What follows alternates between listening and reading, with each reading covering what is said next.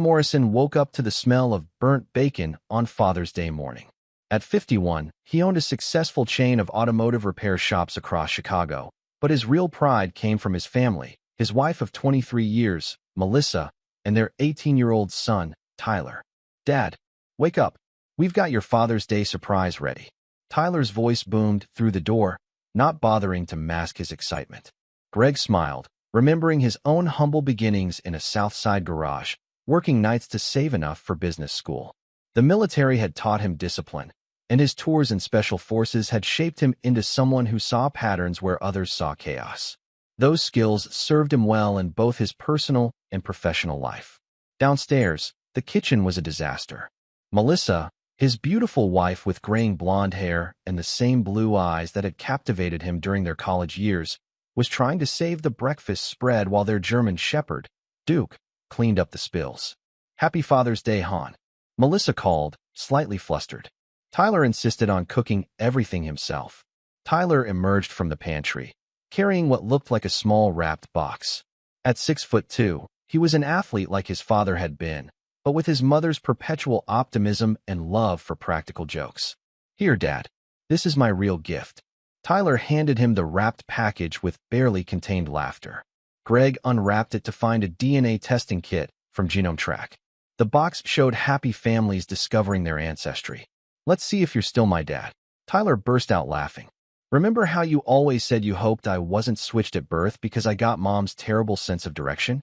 Well, now we can find out." Everyone laughed. Tyler had been ribbing Greg about genetics for months after his high school biology class. It was a running family joke. Tyler had Melissa's blonde hair but Greg's green eyes, Greg's athletic build but Melissa's stubborn streak. "Very funny, wise guy." Greg ruffled his son's hair. "You do realize this thing also traces ancestry? You might find out you're part Viking or something." "Actually, I already bought 2 kits. I'm doing one too." Tyler grinned. "We can compare and see whose side of the family is more interesting."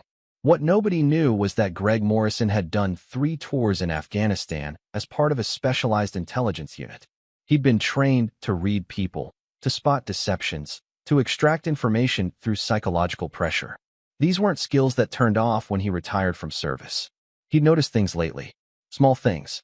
Melissa staying late at her art gallery, inventory nights, more frequently.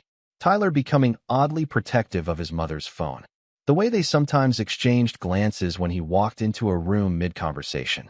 He'd kept quiet, watching, waiting. Old habits die hard. "Well, this should be entertaining," Greg said, examining the kit. "Let's do it. What's the worst that could happen?" Tyler's smile faltered for just a millisecond before returning. Greg caught it. He caught everything. Later that evening, after dinner and cake, Greg found himself in his study reviewing the instructions. The kit required a simple cheek swab and would return results in 6 to 8 weeks. As he sealed his sample, he noticed Melissa watching from the doorway. "Silly gift, wasn't it?" she asked, a slight tremor in her voice that didn't match her casual demeanor. "Boys will be boys," Greg replied neutrally, "though I admit I'm curious about the ancestry part." That night, as Melissa slept beside him, Greg opened the safe in his study and removed a file he'd been building.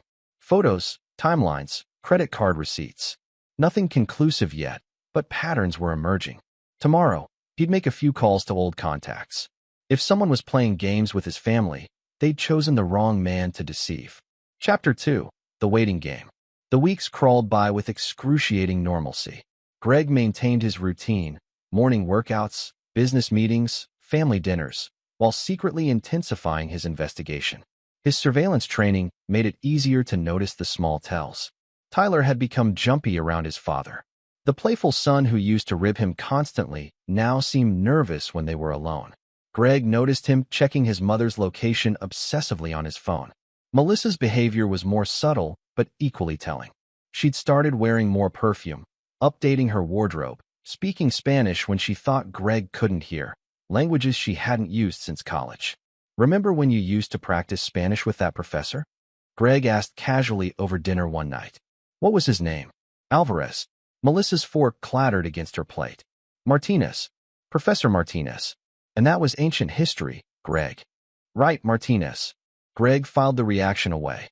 Just thinking about Tyler's linguistic genetics. wondering if he inherited your talent for languages. 3 weeks into the waiting period, Greg followed Melissa to one of her inventory nights. The art gallery closed at 6, but her Mercedes remained parked on the street until 9:47 p.m. A silver Lexus pulled up at 9:45, registered to a Dr. Rafael Vega. No, not Vega. Not a doctor. Roberto Santos. Real estate developer. Married with 3 kids. Greg ran his plates through an old military database he still had access to. The meeting was brief, just long enough for Melissa to get into Santos's car, leaning close for what looked like an intense conversation, then return to her own vehicle and drive home. How was inventory? Greg asked when she arrived. Exhausting. We found so many pieces that needed cataloging. Melissa's smile was practiced, almost perfect. Almost. At night, Greg pored over his growing dossier. Photos of clandestine meetings. Evidence of a relationship dating back at least 3 years. And something more disturbing. Evidence that Tyler had been covering for his mother. The boy had been lying to him. His own son. Colluding with his mother's deception. Greg's military training had taught him patience in building operations. You gathered intelligence, analyzed patterns, built a complete picture before striking. The DNA test was just a piece of a larger puzzle he needed to solve. But what kind of picture was emerging? And how deep did the deception go? For weeks in, Greg started his own counter-surveillance. He hired a private investigator, a former colleague from his military days named Sarah Blackburn, to track his wife's movements. What she discovered sent the investigation in an unexpected direction. Roberto Santos isn't just seeing your wife, Sarah reported during a secure call. He's been developing properties in partnership with someone else. Someone very familiar with real estate law and local construction codes. The name on the partnership documents made Greg's blood run cold. Tyler Morrison. His son had been using his business studies to facilitate whatever scheme was unfolding. As the DNA test results deadline approached, Greg prepared for multiple scenarios. He'd already secured legal counsel, financial protections, and several contingency plans. What he couldn't prepare for was the emotional betrayal that was about to unfold. The night before the results were due, Greg found Tyler in the garage, looking nervous as he cleaned his car. Big day tomorrow, Greg observed, watching his son's hands shake slightly. The DNA results? Yeah, should be interesting. Tyler wouldn't meet his eyes. You know what I learned in the military, son? Greg leaned against the workbench. The worst betrayals always come from family, because they're the ones you never see coming. Tyler's face went white, but he said nothing. Sweet dreams, Tyler. Tomorrow's going to be a memorable day. As Greg walked away, he heard his son make a call. The conversation was brief but telling. Mom, I think Dad knows something. The results come tomorrow. We need to be ready. Greg smiled coldly. They had no idea how ready he already was. Chapter 3. The Truth Unleashed. The morning the DNA results were scheduled to arrive, Greg awoke at 5 a.m. to find the house unusually quiet. Neither Melissa nor Tyler had come down to breakfast by the time the doorbell rang at 7:30. The courier handed Greg a sealed envelope.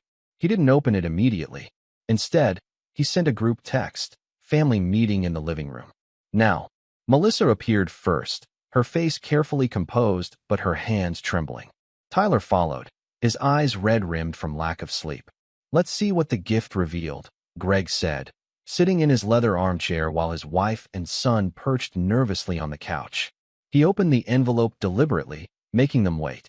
The first page showed the standard disclaimer and instructions. He flipped to the ancestry report. Interesting, Greg mused.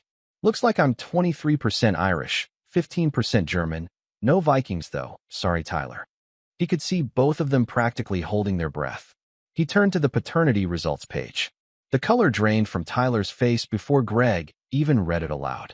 According to this, there's a 99.9% probability that Tyler Morrison is not my biological son. Melissa screamed. Tyler jumped to his feet. Dad, wait. Let me explain. Sit down. The command voice from Greg's military days made Tyler collapse back onto the couch. Melissa was breathing heavily, her perfectly maintained facade crumbling. Greg, please, it's not what you think. It's exactly what I think, Melissa. And worse. Greg pulled out his phone and displayed a photo. Roberto Santos. The real father, I assume. Melissa's face went ashen. Dad, I'm so sorry. Tyler's voice cracked. tears streaming down his face. I didn't know how to tell you. I found out last year when I needed a blood test for sports.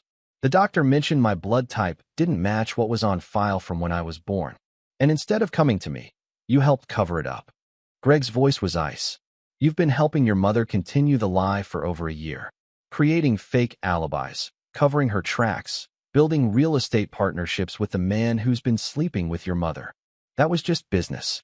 He said it would help pay for college. Stop.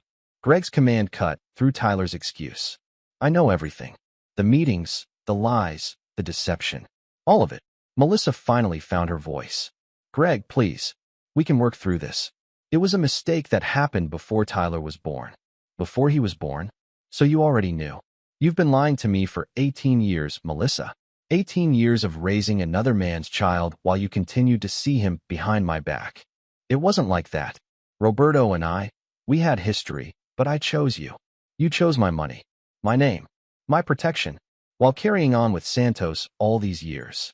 Greg stood up, towering over them both. Did you think I wouldn't find out? Did you think I was that blind, that stupid? Tyler spoke up, his voice stronger now. Dad, whatever's happening between you and Mom, I'm still your son. The one you raised. The one you taught to play baseball, helped with homework. The one who betrayed me. The one who used my name, my credit, my reputation to build business deals with his biological father. Greg's eyes were cold. You're Roberto Santos's son. And now you'll learn what that really means. What are you talking about? Melissa's voice quivered. Greg walked to his study and returned with a file folder. I've known about your indiscretions for weeks, Melissa. I've documented everything. The affairs, the lies, the financial manipulations. And I've been preparing. He placed divorce papers on the coffee table. These have already been filed. Given Tyler's age, there's no custody battle, but there's also no inheritance. You're both cut off. Completely. You can't do that. Tyler protested. I'm still your nothing. You're nothing to me. Greg's words hit like physical blows. As of today, neither of you are my family. Neither of you get to claim the Morrison name. Neither of you get a single penny of what I've built. Melissa was sobbing now. Greg, please, we can get counseling. We can. We can do nothing. I want you both out of my house by the end of the day. Take what you came with. Everything else belongs to me. Where are we supposed to go? Tyler asked, the reality sinking in. Ask your real father. I'm sure Roberto Santos will be thrilled to welcome his long-lost family into his life. His wife and 3 legitimate children will love the surprise. The color drained from both their faces. They hadn't considered that angle. You wouldn't, Melissa whispered. Try me. Greg handed her a business card. This is your divorce attorney. Mine has already been notified. And Tyler, I suggest you start packing. Your college fund? Gone. Your trust fund? Dissolved. Your car? It's in my name. Leave the keys. As he walked toward the door, Tyler called after him. Dad, please. I know I made mistakes, but you're still my father. You raised me. Greg turned, his eyes devoid of warmth. A father is more than genetics, Tyler. It's about trust, loyalty, respect. You chose Roberto Santos as your family. Now live with that choice. Where are you going? Melissa asked desperately. To introduce myself to the Santos family. I think they deserve to know the whole truth, don't you? As Greg left his house that morning, he knew this was just the beginning. The DNA test had revealed the surface betrayal, but the true depth of deception and his revenge was yet to come. Chapter 4, Digging Deeper. The Santos family lived in a modern mansion on the North Shore, a testament to Roberto's success in real estate development. Greg watched from his car across the street, observing the Sunday morning routine. Roberto leaving for a golf game. His wife Maria tending to their children ages 12, 10, and 8. He waited until Roberto was gone before approaching the front door. Maria Santos answered, her welcoming smile fading when she saw Greg's grim expression. Can I help you? Mrs. Santos, I'm Greg Morrison. I believe we need to talk about your husband. The color drained from her face. She knew. Maybe not everything, but enough to recognize a confrontation when it stood on her doorstep. Please come in, she said quietly, glancing nervously at her children playing in the backyard. In her spotless kitchen, Maria poured coffee with trembling hands. You're the one, aren't you? Melissa's husband. You knew? Not everything. Just whispers, rumors. Roberto has indiscretions. I've tolerated them for the children's sake. Her voice was brittle. But this is different, isn't it? Greg slid the DNA test results across the counter. Your husband has a son, Tyler. He's 18. Been carrying on with my wife for over 2 decades. Maria's cup shattered against the tile floor. A son? Not just an affair, but a child? And recent business partnerships. Tyler's been working with Roberto, building real estate deals using my money, my connections, my name. Maria's composure shattered completely. That bastard. That absolute bastard. She grabbed her phone. You have more? Evidence. Greg showed her his folder, photos, financial records, surveillance logs. With each revelation, Maria's fury grew. By the time he finished, her polished exterior had transformed into cold determination. I want to destroy him, she said finally. Financially, socially, completely. Will you help me? Greg smiled for the first time that morning. I thought you'd never ask. Their alliance formed quickly. Maria knew Roberto's business secrets, his political connections, his hidden vulnerabilities. Greg had the surveillance skills and the methodical mindset to exploit them. Together, they began constructing a trap. He has a major deal closing Friday, Maria revealed. The Lakeside Development Project. $200 million construction contract with the city. He's leveraged everything, including money he's been hiding from me, on this deal. And his partners? A consortium of investors from overseas. Very private, very particular about reputation. Maria's eyes gleamed. If they knew about his family situation, his deceptions, his double life. Greg considered the implications. We need more than domestic drama to sink a deal that size. Oh, we have more. Maria opened her laptop. I've been keeping records for years, waiting for the right moment. Bribes, falsified inspections, code violations covered up. Roberto's empire is built on corruption. We just need to light the fuse. Their plan took shape over the next hours. Greg would use his old military contacts to expose the international corruption. Maria would provide insider information about Roberto's accounts and properties. Combined with the personal betrayal, a secret child, decades of deception, they could create a scandal that would destroy not just Roberto, but everyone connected to his schemes. Back home, Greg found Melissa still there, packing slowly as if hoping for reprieve. Tyler had already left, unable to face his father. Maria Santos sends her regards, Greg announced. You'll be seeing her lawyer tomorrow. Melissa spun around. You told her? How could you be so cruel? Cruel? I'm just telling the truth, Melissa. Something you seem allergic to. Greg watched her resume packing. Where's Tyler? At Roberto's. I told him to try to explain, try to mend things. Good. They should get to know each other better. Greg smiled coldly. Because after Friday, they're both going to need all the family support they can get. Later that night, Greg met with Sarah Blackburn again. She brought troubling news. There's something you need to know about Tyler, she said, sliding photos across the table. He's not just working real estate with Roberto. He's been doing other things. Darker things. The images showed Tyler entering a warehouse district at night, meeting with men Greg didn't recognize. Cash exchanges. Packages being loaded into cars. Drug runners, Sarah confirmed. Small time now, but Roberto's been grooming him. Tyler thinks he's learning the business. He has no idea he's being set up as a fall guy for Roberto's side operations. Greg's jaw tightened. How deep is Tyler involved? Deep enough to go to prison if this gets exposed the wrong way. Sarah paused. I thought you should know before you decide how far to take this. Greg stared at the photos. Tyler, his son, but not his son, had fallen deeper into corruption than even he suspected. The boy was being manipulated, groomed to take the fall for crimes he barely understood. Tell me everything, Greg said finally. Every detail. As Sarah elaborated on the criminal network, Greg realized the Santos family was more than corrupt. They were running a multi-layered operation that used legitimate business as cover for much darker activities. Roberto had inherited this network from his father and was now passing it to his son. To Tyler, the betrayal ran deeper than genetics. They were stealing Tyler's future, setting him up for destruction while using him to access Greg's networks and reputation. By midnight, Greg had a new plan. One that would not only expose Roberto's crimes, but save his son from a future behind bars. Because despite everything, despite the lies and betrayal, he couldn't abandon the boy he'd raised to a life of crime. The DNA test had started this revelation. Maria Santos's alliance had expanded it. But what Greg was planning now would shake the entire city of Chicago to its foundations. Chapter 5. Shadows and Secrets. Greg spent the next day buried in his study, cross-referencing information from Maria Santos with his own surveillance data. She proved to be an invaluable ally, providing access to Roberto's personal files, financial records, and even security camera footage from their home. "I've been documenting his affairs for years," Maria explained during a secure call. "But I never suspected he had a child. How did Melissa hide Tyler all these years?" "By making me think he was mine," Greg replied bitterly. "By creating the perfect family facade while living a double life." The deeper he dug, the more shocked he became.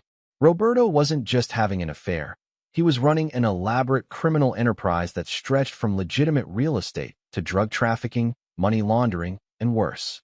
Tyler was being groomed not just as a business partner, but as an unwitting accomplice.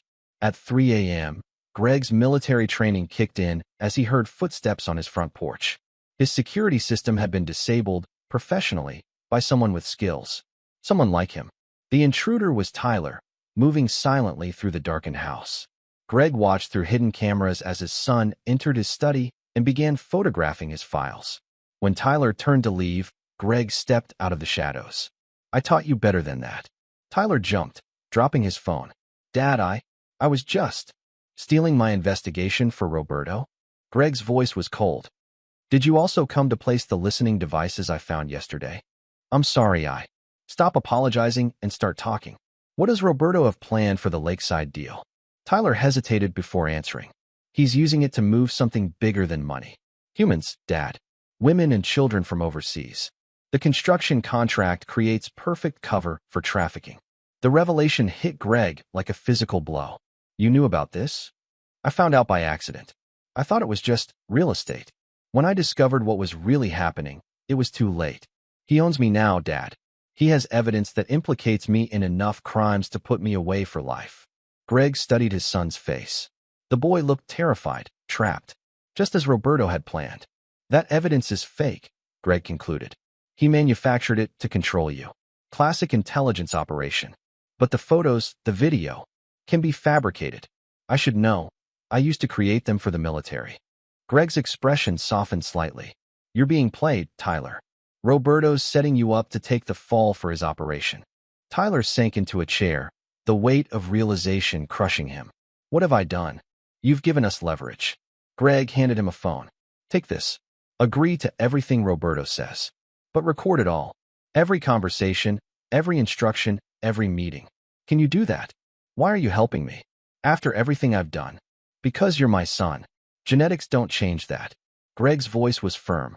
"But understand this. You're going to help me bring them down. All of them. Including Melissa." Tyler looked up, shocked. "Mom's involved in the trafficking? How do you think she's been maintaining her art gallery on the amount she claims to make?" "The gallery is a front for laundering money. She's been part of this from the beginning." The next morning, Greg met with Maria Santos again, this time at a secure location provided by his former military contacts. She brought stunning news of her own. Roberto's meeting with the City Planning Commission tomorrow night to finalize the Lakeside deal. But there's a private session first, just him and Commissioner Wu. "Bribery?" Greg asked. "Much worse. Wu has a daughter, Elena. She's been working at Melissa's gallery for the past year as an intern. Roberto's been using her as leverage to ensure Wu's cooperation." The pieces were falling into place. Melissa's gallery wasn't just money laundering. It was a recruitment center for Roberto's human trafficking operation. Young women came seeking art careers and ended up trapped in something far darker. "We need to move before the commission meeting," Greg decided. "Once that deal closes, their entire network becomes active. Hundreds of victims." "What's the plan?" Maria asked. Greg spread out a map of Chicago, marking locations with red pins. "We hit them everywhere at once. The gallery, the warehouse, the holding house they're using on the west side. We expose everything simultaneously. And Tyler? Melissa? They'll have to choose sides." Today, that evening, Greg confronted Melissa one final time. She was in the kitchen, pretending everything was normal while packing the last of her belongings. "I know about the girls," he said without preamble. "The ones you recruit at the gallery." Her wine glass shattered on the floor. "What are you talking about?" "The human trafficking. using art as bait to lure young women. How many, Melissa? How many lives have you destroyed? You're insane, she whispered, backing away. I would never. Stop lying. Greg's roar filled the room. I have evidence. Photos, testimony, financial records. You're part of Roberto's trafficking network. You've been recruiting girls for years. Melissa's facade cracked completely. I had no choice. Roberto said if I didn't help, he'd expose everything about Tyler. About us. He'd destroy both our lives. So you destroyed other lives instead? Greg's disgust was palpable. How many girls, Melissa? How many? She collapsed against the counter, sobbing. Dozens. Maybe more. I lost count. They came seeking careers, opportunities. Roberto promised them jobs, visas, futures. Instead you sold them like livestock. Greg pulled out his phone and began recording. Say it again. All of it. Where are they keeping the girls now? Hours later, armed with Melissa's confession and Tyler's recordings, Greg activated the plan. A synchronized strike by federal authorities hit every location in the Santos network simultaneously. The warehouse, the holding house, the gallery, even Roberto's office, all raided within minutes of each other. Tyler had planted evidence implicating Roberto, following Greg's instructions to frame him perfectly. Maria had provided financial records proving the scope of the operation, and Melissa's confession tied the entire network together. By dawn, Roberto Santos was in federal custody, charged with human trafficking, money laundering, and a dozen other felonies. Melissa was arrested at Greg's home, pleading uselessly for mercy she'd never shown her victims. Tyler sat in Greg's study, watching the news coverage with tears streaming down his face. I didn't know, Dad. I swear I didn't know it was this bad. Now what? Tyler asked finally. Now you become a witness. You tell the truth, you help prosecute them all, and you try to become the man I raised you to be. Greg's voice was hard, but not unkind. You're still my son, Tyler. But you've got a lot to answer for. As federal agents led Melissa away in handcuffs, she screamed at Greg. You're destroying our family. You destroyed our family, Greg replied coldly. I'm just exposing the truth. The DNA test had started as a joke, a Father's Day gift that revealed genetic secrets. But the real revelation was the depth of evil hiding beneath suburban normalcy. And Greg Morrison, the man they thought they knew, had proven more dangerous than any of them imagined. Chapter 6. Burning Bridges. The federal investigation moved swiftly once the evidence was presented. With Tyler's recordings, Melissa's confession, and Maria Santos's inside knowledge, the prosecution built an airtight case against Roberto and his entire organization. Greg watched it all unfold from his private command center, feeling neither satisfaction nor victory, only the cold certainty that justice was being served.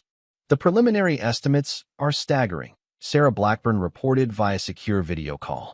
87 women trafficked over 5 years. Millions in laundered money. Political connections at every level of Chicago's power structure. And Tyler? Greg asked. The DA has agreed to immunity in exchange for testimony. Your boy's going to walk, Greg, but he'll have to live with what he knew. Greg nodded. Tyler had been manipulated, but he wasn't innocent. The line between victim and accomplice was thinner than anyone wanted to admit. Meanwhile, Maria Santos had filed for divorce and seized control of Roberto's legitimate assets. The offshore accounts were frozen, their properties seized, their social standing destroyed. Robert's children with Maria were being shielded from the worst of the publicity, but their lives would never be the same. I want them to know, Maria told Greg during one of their strategy sessions. Roberto's children, I want them to know they have a half-brother. Tyler is their family. Maybe something good can come from this mess. Greg considered the suggestion. Tyler had lost one family through deception, but perhaps he could find another in the truth. The DNA test results sat framed on Greg's desk, a reminder of how one moment could shatter years of carefully constructed lies. But what haunted him wasn't the betrayal itself, but how perfectly he'd been deceived. How many dinners, vacations, celebrations had been based on a fundamental lie. I raised Roberto's child, he mused to Sarah one evening. Paid for his education, taught him to be a man, loved him as my own. And all the while, they were laughing behind my back. Some of them were, Sarah corrected. But Tyler was a victim too. Remember that. The night before the trial began, Tyler requested a meeting. Greg hesitated before agreeing, choosing a neutral location, a park overlooking Lake Michigan. I wanted to thank you, Tyler began, struggling with words. For protecting me, for saving me from myself. I didn't do it for you, Greg replied coldly. I did it because it was right. Because those girls deserve justice.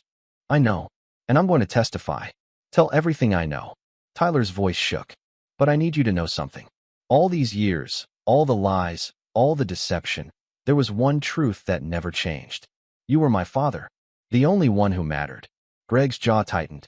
Biology says otherwise. Biology is just genetics, Dad. You taught me that family is about more than blood. About honor, loyalty, trust. Tears welled in Tyler's eyes. I betrayed those values. I chose lies over truth, greed over integrity. I became exactly what you taught me never to be. And now? Greg asked. Now I make it right. I testify, I expose every detail of their operation, and I accept the consequences. Tyler paused. But I'll never stop hoping that someday you'll see me as your son again. Greg stood up, looking out over the dark water. The boy I raised would never have betrayed me, would never have helped traffic human beings, would never have lied to my face for a year while plotting with my enemies. He turned to face Tyler. That boy is dead to me, but maybe someone better can be reborn from his ashes. With that, Greg walked away, leaving Tyler alone on the bench. The trial became a media sensation. Roberto Santos, once one of Chicago's most respected developers, was revealed as the head of an international trafficking ring. His legitimate business empire crumbled as investors fled and contracts were canceled. Melissa's art gallery was revealed as a trafficking front, destroying her reputation and ending her social relevance permanently. She faced decades in prison, her carefully constructed image of gracious sophistication replaced by the reality of greed and moral corruption. Commissioner Wu resigned in disgrace when his daughter's involvement was exposed. The scandal rippled through Chicago's political establishment, toppling careers and shattering alliances. Through it all, Greg remained stoic, methodical, and utterly ruthless. He provided evidence that ensured maximum sentences, refused plea deals that might lighten anyone's punishment, and rejected all attempts at reconciliation. You're destroying them, Maria observed during one of their final meetings. I'm letting them destroy themselves, Greg corrected. I'm just making sure their victims get justice. On the final day of the trial, as verdicts were read and sentences handed down, Greg sat alone in the courtroom's back row. Roberto Santos received life in prison. Melissa got 30 years. Multiple accomplices faced various sentences, their lives ruined. Tyler sat in the witness protection area, his testimony having sealed his mother's and biological father's fates. He didn't look at Greg. As Greg left the courthouse, reporters surrounded him. The story of betrayal and revenge had captivated the nation. The wronged father who had dismantled an entire criminal empire. How do you feel now that justice has been served? One reporter asked. Greg paused, considering the question. Justice isn't just about punishment, he said finally. It's about exposing truth and protecting the innocent. The innocent are safe now. The truth is revealed. Justice has been served. That night, alone in his house, Greg burned the DNA test kit packaging. The genetic truth that had started this revelation was now just paper and plastic turning to ash. But the real truth about courage, betrayal, loyalty, and redemption would burn in his memory forever. The flames died down, leaving only smoke and bitter understanding. Greg Morrison had learned that sometimes the worst wounds come from those you trust most. And sometimes, destroying everything is the only way to rebuild. Somewhere in the city, Tyler was beginning a new life under a new name. Melissa was beginning decades in prison.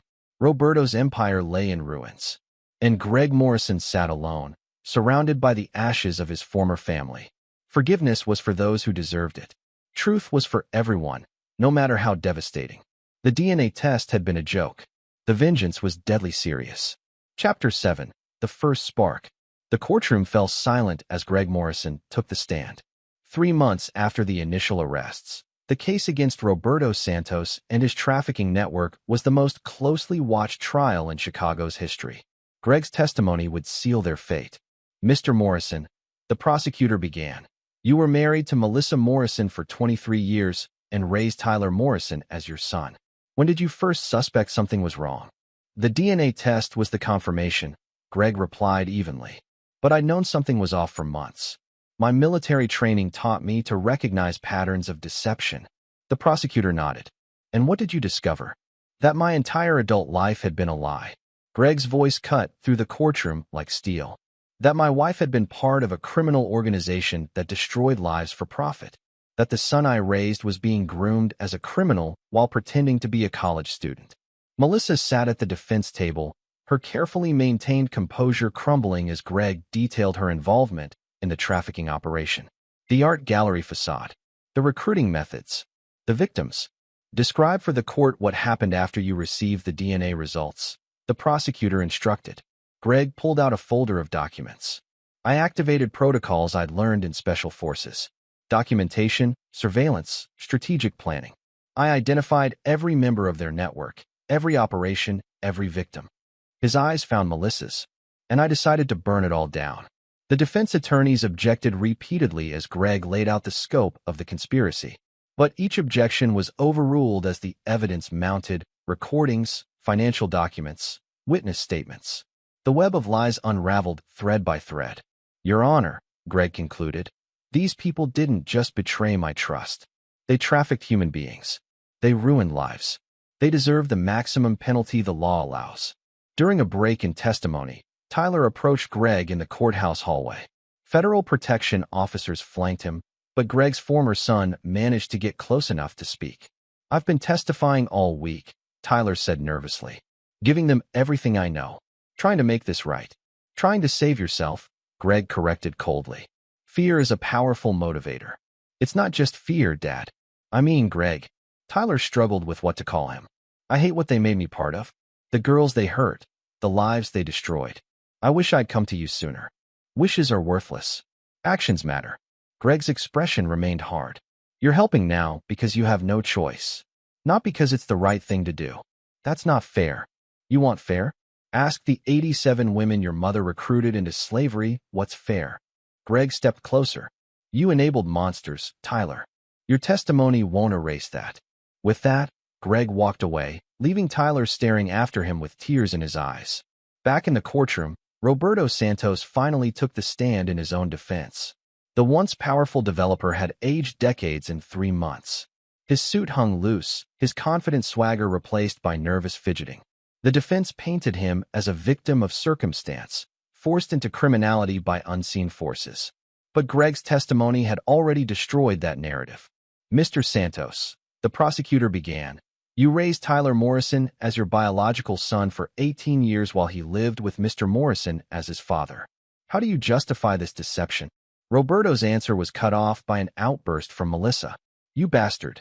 You told me Greg could never find out. You promised. The judge gavelled for order, but the damage was done. The facade of criminal sophistication crumbled into a petty argument between conspirators turning on each other. As the day ended, Greg found himself intercepted by Maria Santos outside the courthouse. The children want to meet Tyler, she said without preamble. They deserve to know their half-brother. Your choice, Greg replied. But remember who raised him. Remember what he became. Both of my boys will see him, Maria insisted. But my daughter, she hesitated. She wants to meet you, to thank you for exposing what her father really was. Greg considered the request. Next week. After this is over. After this is over, Maria agreed. It will never really be over for any of us. She was right, of course. Truth doesn't just expose, it transforms. The perfect family Greg thought he had was a lie, but the fallen family he'd helped destroy was real. Both truths would haunt him forever. That night, Greg sat in his study going through old family photos. Tyler as a baby, their first fishing trip, high school graduation. Each image now carried new meaning, new pain. His phone buzzed with a secure message. Final prosecutorial moves tomorrow. They're trying last-minute deals to save themselves. Sarah. Greg smiled coldly. Let them beg. Let them plead. Let them learn what he'd learned. That betrayal leaves scars that never fully heal, and that justice, however brutal, is the only balm for such wounds. Tomorrow would bring the prosecution's closing arguments. The day after, the jury would deliberate. By week's end, justice would be served. But Greg Morrison's real reckoning was yet to come.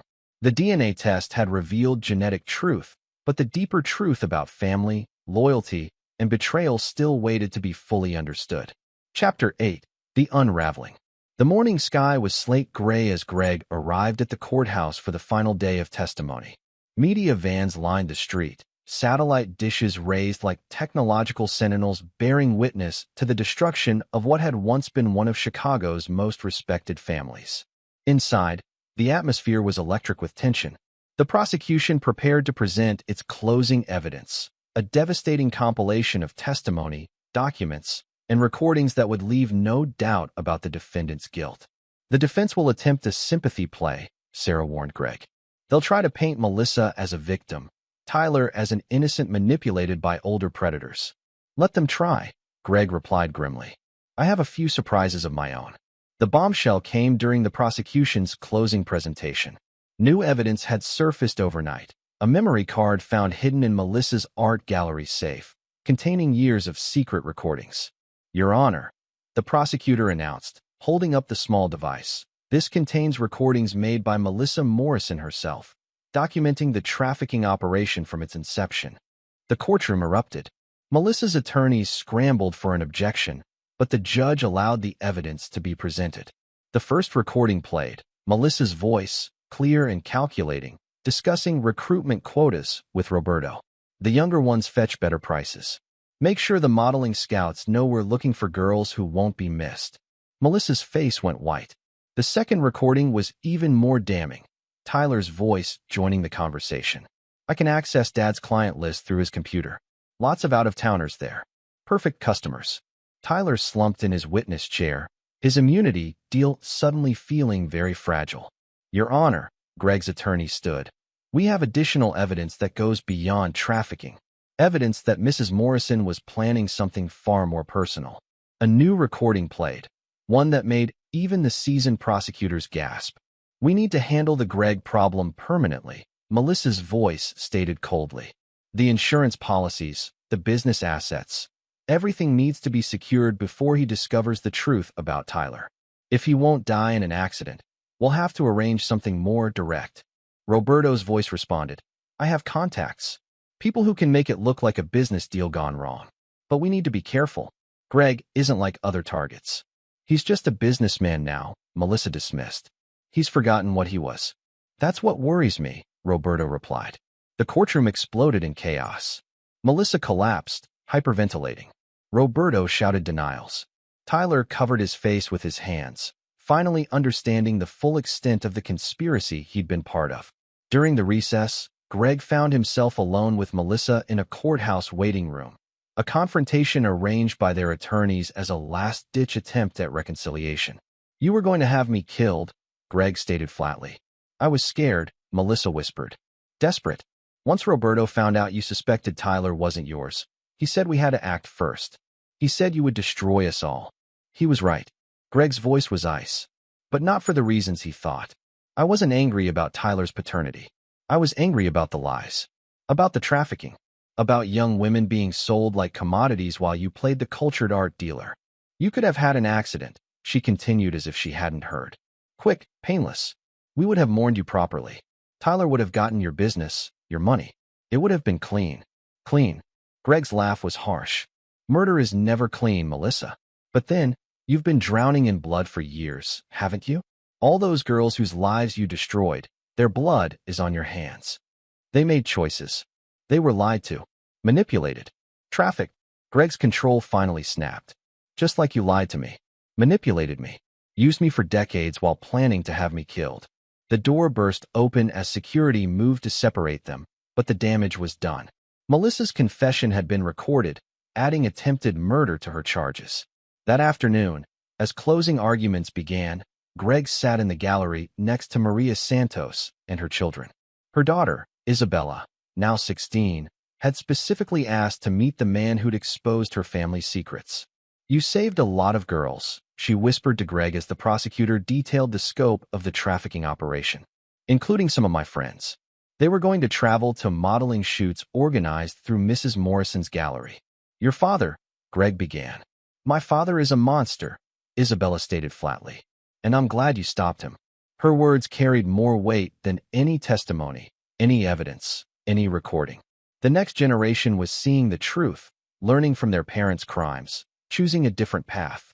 The jury deliberated for only 6 hours. Roberto Santos, guilty on all counts, including trafficking, money laundering, attempted murder, and racketeering. Sentence: life without parole. Melissa Morrison, guilty on all counts, including trafficking, conspiracy to commit murder, and obstruction of justice.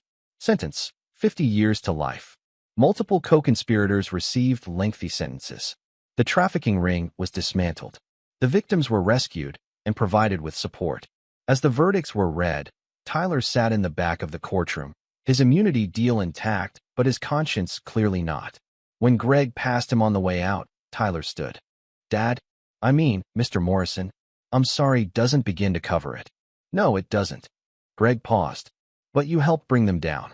You saved those girls when you could have stayed silent. Maybe that's enough for a court of law. For me," he shook his head, "you'll have to live with what you've done." "I want to make amends," Tyler insisted. "Use the business skills you taught me to help the victims.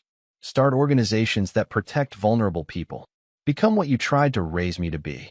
"Then do it," Greg said finally. "Not for forgiveness, not for redemption, but because it's right."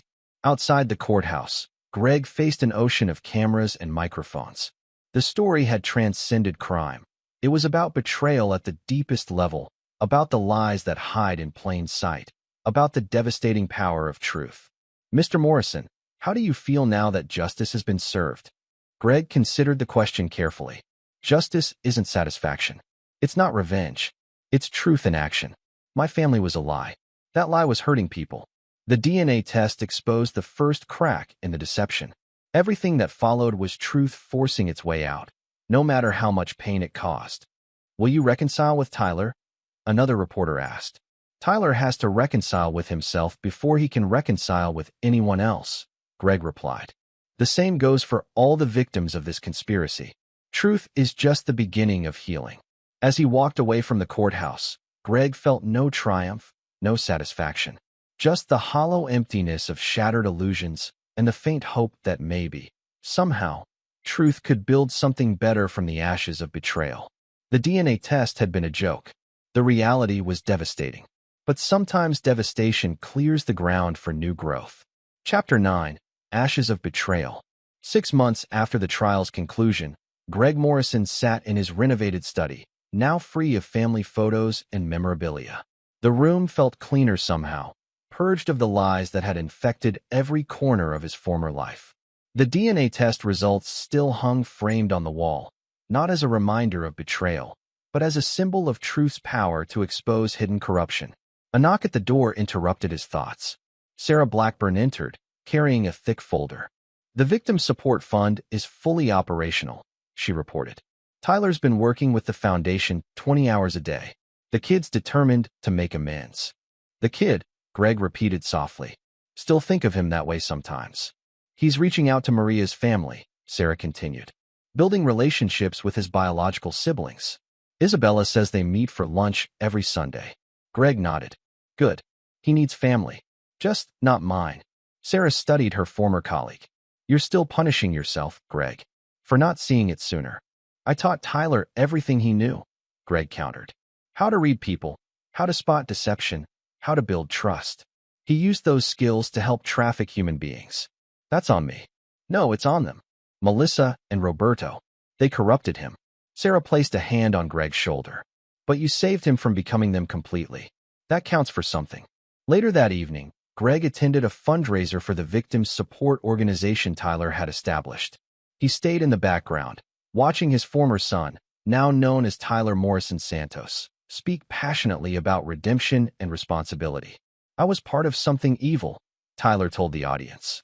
"Not because I was evil, but because I chose comfort over conscience, loyalty to family over morality.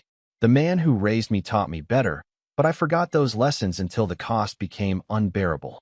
From across the room, Tyler's eyes found Greg's. A moment of recognition passed between them, not as father and son, but as two people forever changed by truth. After the speech, Maria Santos approached Greg at the bar. "He'll never truly be your son again, will he?" "No," Greg confirmed. but he might become a better man than I could have raised. And Melissa? Maria asked. Have you? She writes letters. I don't read them. Greg sipped his whiskey. Some betrayals exceed the capacity for forgiveness. My children ask about her sometimes, Maria admitted. Wonder if they'll have another mother. I tell them that some people aren't meant to be in our lives, no matter their biology. That's what I tell myself about Tyler, Greg agreed. Daily. The following week brought unexpected news. Melissa Morrison, facing 50 years to life, had developed terminal cancer. Medical reports gave her 6 months at most. She's asking to see you, Sarah reported. Final conversation. She says there are truths still untold. Greg considered the request for 3 days before agreeing. The federal prison's medical wing was a stark contrast to the luxury Melissa had known. She looked ancient in her hospital gown, ravaged by disease and guilt. You came, she whispered as Greg sat beside her bed. I'm here for the truth, he replied. Nothing else. The truth, Melissa repeated with a bitter laugh. Roberto wasn't Tyler's father either. The revelation hit Greg like a physical blow. His real father was Carlos Alvarez, Roberto's cousin, the one who died in that car accident 15 years ago. Melissa's words came faster, urgency driven by approaching death. Roberto's been lying to himself all these years, taking credit for another man's child while planning to use Tyler to expand his empire. Greg processed the information. Does Tyler know? No. And Roberto might never believe it. The test I had done privately, the one that told me Tyler wasn't yours, also told me he wasn't Roberto's. But I needed Roberto's protection, his resources. So I lied. Again. And Carlos? Greg asked. Who was he to you? My first love. Before you, before Roberto. He died never knowing about Tyler. Tears traced paths down Melissa's gaunt cheeks. I kept thinking if I could just maintain the lie long enough, it wouldn't matter whose son he was. He'd be yours in every way that counted. Until greed destroyed even that fiction, Greg concluded. I'm sorry, Melissa whispered. For everything. For the trafficking, for the deception, for trying to have you killed. I thought I was protecting my future. Instead, I destroyed everything. Yes, Greg agreed simply. You did. Will you tell Tyler? She asked. About Carlos? That's for you to decide. You still have time. Melissa closed her eyes. Then I'll write him. One final truth in a lifetime of lies. Greg left knowing he'd never see her again. Some endings were just that. Endings, without resolution or reconciliation. A month later, he received a package. Tyler's first book about the trafficking case and his role in exposing it. The dedication read, To the man who taught me that truth matters more than comfort. I'm sorry I forgot. Greg read it in one sitting. The writing was raw, honest, unflinching in its self-examination. Tyler had laid bare his own culpability, his gradual seduction by greed and family loyalty, his belated awakening to the horror he'd enabled.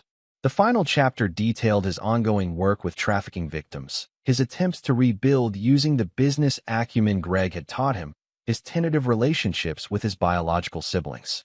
There was no plea for forgiveness, no appeal to sentiment, just the facts of redemption sought through action.